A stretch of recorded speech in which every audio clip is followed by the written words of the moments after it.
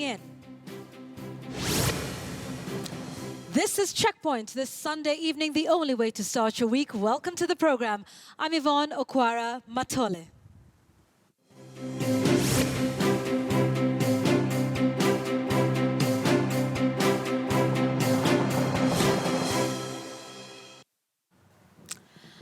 We begin tonight with a preview of a story that goes to the heart of the nation. The ugly reality of tribalism in Kenya for almost all of her 54 years that she has been independent. We have yet to collectively search our conscience and ask ourselves why it is that every 5 years, Kenyans have died during the country's heated political season. The 2017 electoral period may have ended, but the bitter undertones of tribalism still swim beneath the skin of millions in a country that is, let's face it, deeply divided. Why? And more importantly, how much more division along tribal lines can this country take? We cannot afford to hide from the truth that this time around, we are far closer to the edge than we have ever been. And the force that will pull us over the cliff into a dangerous and uncertain future is hardened belief that our refuge is in our tribes. But is tribalism really the problem? Here now is an excerpt of the sobering documentary by John Allen Namu of Africa Uncensored, In Tribe We Trust. They couldn't find this gang, so Kikuyu-owned homes and shops were their next target.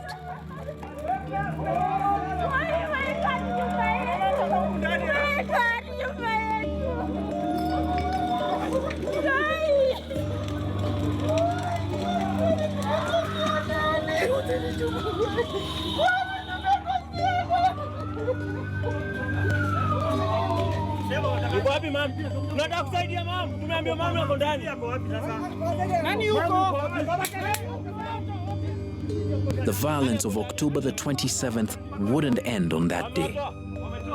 If Kenya's divisive politics hadn't already done it, this episode of violence ripped open Kenya's festering wound, the wound of tribalism.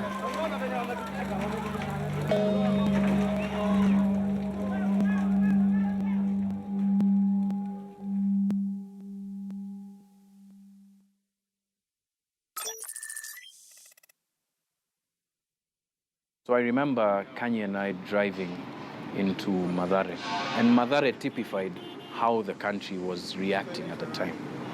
So in one part of Mathare, there was celebration. And barely a kilometer down the road, there was violence.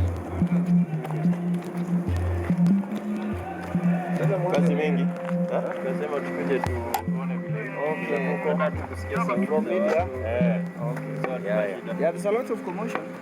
We also do this huko, tukapata hapa. But we are trying to contain it.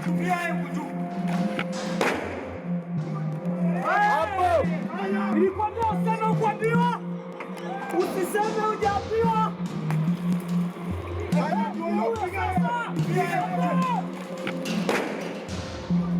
Hapo! Aya, piga! Wa kwanza ndio huyo. Aya ndio huyo. The presidential election result has caused celebration in some parts of Mathare, but lots of violence in others. We are currently here on the border between Ruaraka and Mathare, and all of these apartments that you see on each side of us have got people. That was close.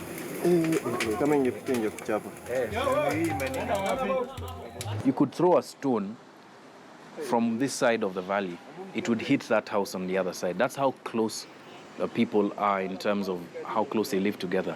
But the gulf between them in terms of political opinion and the complete difference in terms of moods could as well as been as wide as the Indian Ocean.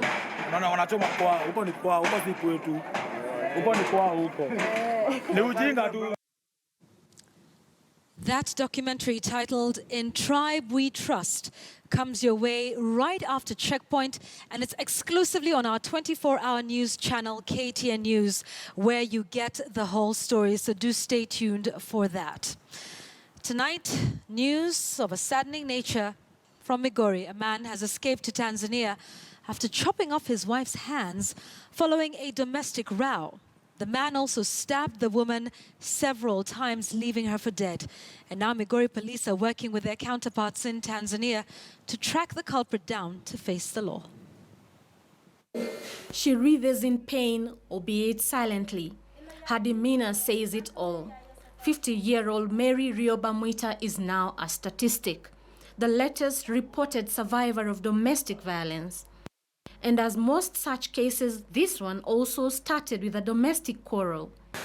Mzee akaniambia siku zote tulikutaka tulikuwa nakaa kwa nani. Kamwambia sehemu hiyo tulienda matanga ndio tulikuwa sasa kumbe walikuwa sio siku ya masisi siku hiyo. Nasema sasa sio siku zote nani unajua nani alikuwa ananipikia. Kamuuliza sasa siku na watoto ambao walikuwa natengeneza chakula. Ndio akaanza kunitakata mapanga. Siku ulipofika hiyo saa 4, baba alianza kumuuliza ulikuwa wapi. Wakati mama anajaribu kumuelezea, baba alichukua panga na kumkata.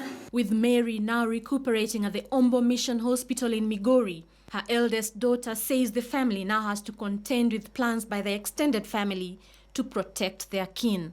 Mandugu zake wanajaribu kusema tufiche hii kisa.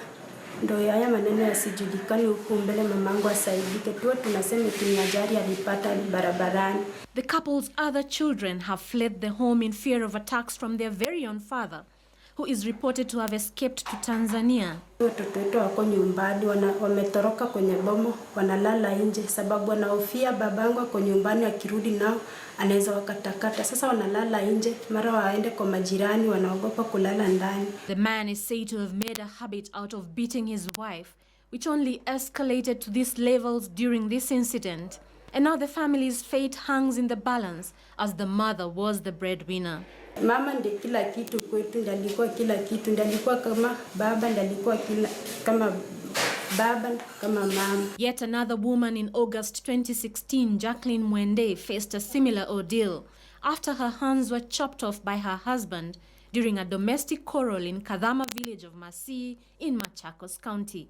Her husband, Stephen Ngilandenge, attacked her for allegedly failing to conceive.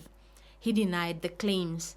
And only last week, 29-year-old Salome Kanini succumbed to the serious burns she suffered at the hands of her estranged husband, Stanley Nduwati, after an argument. According to the Gender Violence Recovery Center, 3,865 cases of gender-based violence were recorded last year alone, out of which 982 cases were recorded between October and December 2017.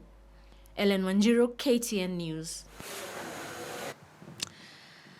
Now, 4 parliamentary committees will on Tuesday hold separate meetings to oust 4 Jubilee rebels from leadership position. The 4 had been elected to head parliamentary committees against the party's wishes, which had a preferred list.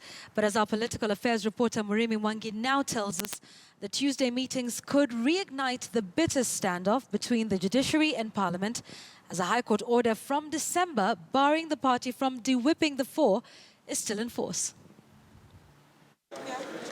After weeks of a bitter war of words and protracted backroom power struggles over leadership of 4 parliamentary committees, the fate of 4 Jubilee rebels, Alfred Keter, Silas Tiren, James Gakuya, and Kangogo Bowen, was to finally be sealed this Tuesday as the respective committees simultaneously consider motions of no confidence against the 4 legislators. But the rebels have maintained a hardline stance. Na wale ambao watafikiria watatuondoa kwa kudanganya ati kuna wabunge walikonjeka baada ya kutupiga kura ati wakakonjeka. Nataka niwaeleze wabunge, usidanganywe na mtu yeyote mpaka ujidai ya kwamba umekonjeka, kwa sababu unajua ukweli ni kwamba ulinipigia debe kama akili yako iko timamu. Keter had been elected chair of the Labour Committee against the party's preferred candidate, Bura legislator Ali Wario, while Tiren was picked to head the Agriculture Committee against Jubilee's preferred candidate Adan Ali of Mandera East, while Bowen's vice chair post in the Environment Committee was to be filled by Ijara legislator Sophia Abdi. Jubilee members in the respective committees have already endorsed the motions of no confidence in a move engineered by the party leadership, with support of State House, a scheme which the rebels now claim is unnecessary interference on Parliament's mandate by the executive. Tusipeleke mambo za bunge siende mpaka Ikulu. Mheshimiwa Rais anapendwa na Wakenya wote, na kuna kazi mingi ambayo wanafaa kufanya. Viongozi tuwache mambo ya bunge, sisi tutatatua kule bungeni, tuongelee yale ambao tuliambia wananchi tutafanya, tupatie nafasi Mheshimiwa Rais afanye kazi yake. Huyu Kedere ni rafiki yangu, kila mtu anajua, lakini kwa hii lazima tuseme huyu, kama kuna mtu hata Kedere akishikwa na homa atatafuta ni mimi. Standing Order 193 allows a designated committee member to direct the clerk to conduct fresh elections, where the resolution of no confidence is supported by a majority of the members. An exercise expected to be conducted on Tuesday in the meetings convened by National Assembly Clerk Michael Sialai. But the rebels maintained that this latest move is part of a larger conspiracy, driven by selfish interests among members of the ruling party. There are some cartels who are against Secretary in the Ministry of, in the Department of Labor because of interest in SSSF. It's been a cash cow for so many years. There are some cartels who are not interested maybe with my position as a Vice Chair Environment, Water and Mineral Resources because of the huge water projects which is being carried out now in the country. There are issues in agriculture touching on the fertilizers, where they've been importing fake fertilizers. So the cartels want to continue importing fake fertilizers. They want to import maize. They want to import sugar at the expense of the farmers. I remember I was served with him in the Committee of Agriculture. And what he is mentioning, he never mentioned when we were there as members. In fact, it's us who are raising issues of sugar. How come that now he has become more clever than he was before? But the Tuesday meeting could rekindle the judiciary friction with Parliament, as the December 27th order by Justice John Mativo, barring the party from de-whipping the four pending conclusion of a case they had lodged in court, is still in force. Muremi Mwangi, KTN News. Well, it's just a matter of a couple of weeks now before the planned swearing-in of NASA principals Raila Odinga and Kalonzo Musyoka. And a section of Jubilee leaders are reminding Raila and Kalonzo that they risk being arrested and charged with treason, whose penalty is death. As the NASA Assumption of Office Committee continues with plans to swear in their leader, Raila Odinga, and his deputy Kalonzo Musyoka, on the 30th of this month, a section of Jubilee leaders are now calling for the arrest of the NASA leaders if they dare to be sworn in as president and deputy president of what they call the People's Republic. Na wasicheze na Uhuru safari hii. Tutawafunga, na hiyo msidanganywe na mtu. Mtu ajaribu kukeuka katiba, he will face the full consequences of the law. Hii maneno mnasikia kusoya mtu ini. Si uchaguzi tulimaliza.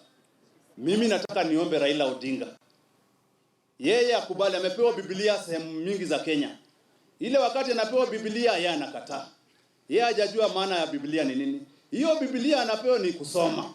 Don't get scared. You jamaa anataka kuwa is not only looking for relevance. Hata hiyo wakati mnasikia ataamuka aseme anaumwa na tumbo. The politicians argue that the law is clear when it comes to treason and that the government should not hesitate to take action against those who attempt to swear in the NASA principles. We are not going to engage those people at all. Are we together? Kwa sababu when you engage them, it becomes a dialogue. But when you don't engage them, it is a monologue. Do you understand the difference? He knows the law.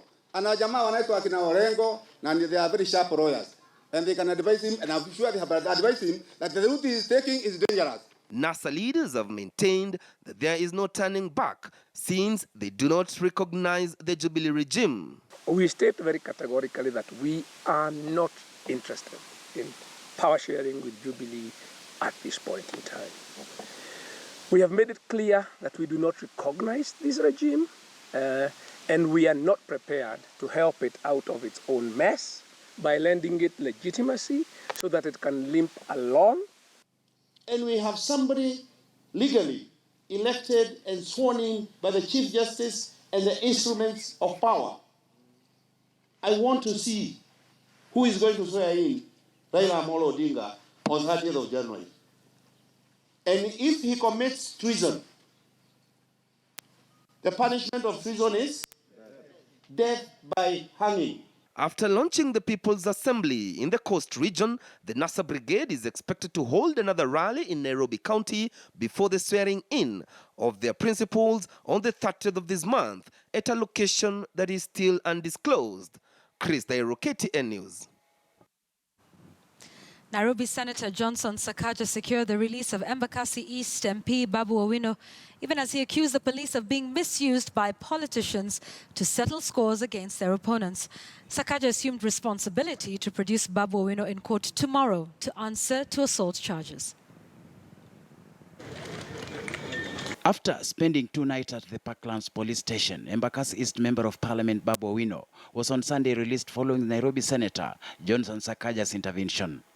In securing his release, Sakaja gave a personal surety of 104,000 shillings with an undertaking of producing him in court on Monday at 8 o'clock in the morning. Sakaja was my chairman at the university. When I was joining my first year, I was the chairman. And because of that comradeship, the spirit of comradeship is what has made him come here to help me be released. Whoever is trying to use the criminal justice system to score whichever goals should stop. And if you're in the police force and you think by doing this you're helping Jubilee, you're not. Timing the arrest political and unwarranted, the legislators questioned the timing of the arrest, with Sakaja warning the police against being misused to fight political wars. We're telling the police, please be professional. This is not the Kenya of 2018. Those days of Moi, unachukua mtu for a week, you detain, you do what, that has ended. My opponent came here and locked himself with the DCIO, Parklands, inside his office for over 1 hour, together with the alleged complainant of this case. I don't know what they were discussing. After that, I received information that the plans were to perceive, to make me be seen by the Justice Sergon, that I'm a violent person, because one of the grounds was that my election be nullified on grounds of violence. Babu Owino accused his detractors of seeking to undermine him politically, claiming it is part of a larger scheme, challenging his win. A narrative that appeared to gain support from other legislators who had visited him before his release. I would like to tell the police not to be used, because we know all these things, they are just things that are being put up on me because of the petition that is in court. And I can see here Senator has come to remove him. That confirms that it's Jubilee that detained him. They have come now to release him through the Senator. It's very unfortunate that for an alleged misdemeanor, what I would call a misdemeanor, an assault, that Mheshimiwa Babu had to spend needless hours at the police station. Babu Owino was arrested on Friday following assault claims against parking attendant at an entertainment joint in Westlands on January 11th. Pressure for his release by opposition leaders Raila Odinga and Moses Wetangula and University of Nairobi students had failed, forcing him to spend 2 nights in police cells. Babu, you are not an MP. Kidogo, punguza nini. Yeah, you are an MP. Manake kila pali Babu anaonekana, itakuwa hiyo. But also people should understand Babu is a good man. The first-time MP is no stranger to being incarcerated, be it as a student or a member of parliament. The most recent one was when he was accused of insulting the president while on the campaign trail last year. We have decided to divide ourselves so much, even friendships are broken because of cheap politics. And the leaders that we are claiming to appease are friends in one way or another.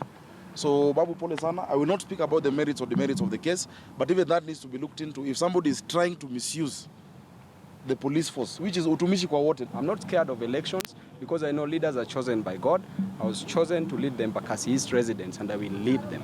Even if we go back today and I don't campaign in Embakasi, I will still win. The Embakasi East Member of Parliament is set to appear in court on Monday, January 22nd, to answer to charges of assault. Shadrach Miti, KTN News. Prefabrication of T-beams and rail sleepers has commenced at the Emali construction site for the second phase of the standard gauge railway that will run from Nairobi to Naivasha. This phase is part of the 490-kilometer stretch from Nairobi to Malaba. George Maringa has been following up on the progress of the standard gauge railway and brings us this report. Men at work, a familiar sign at construction sites. And such is the case here at Emali. Engineers and constructors are busy working on T-beams, pillars and rail sleepers that will be laid on the 120 kilometers railway stretch from Nairobi to Naivasha, also known as Phase 2A.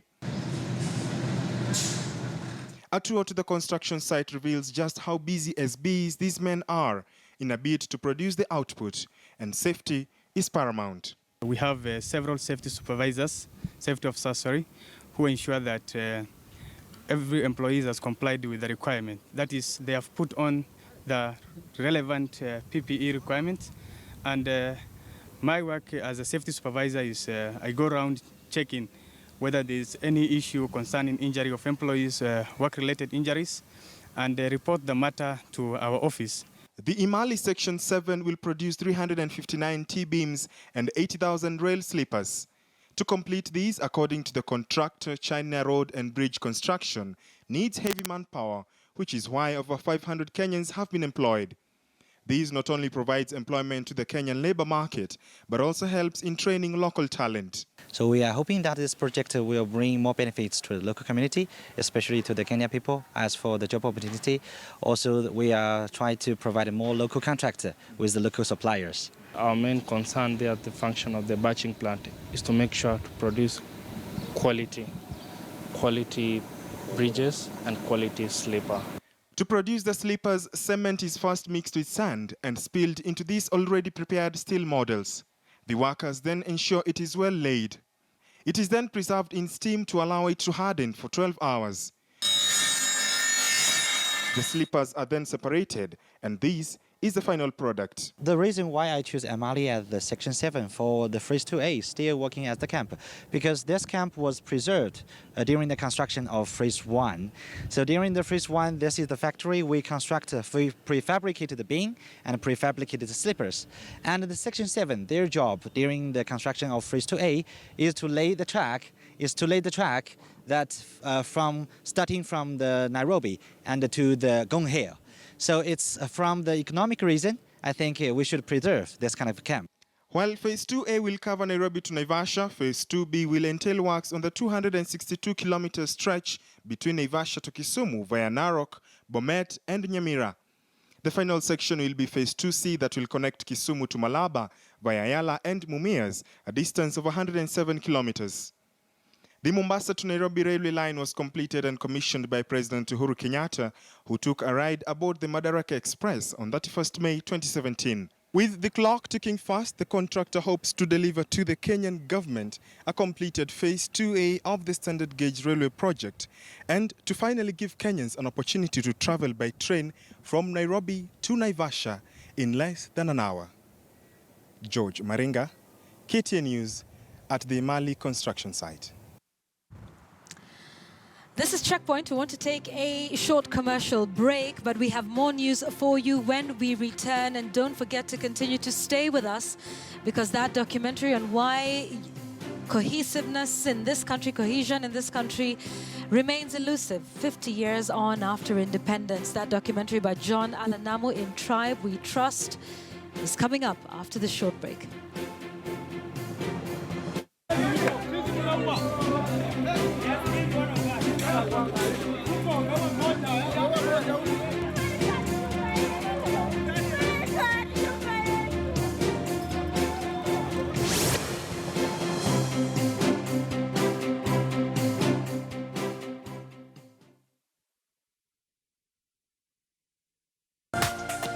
This is KTN News.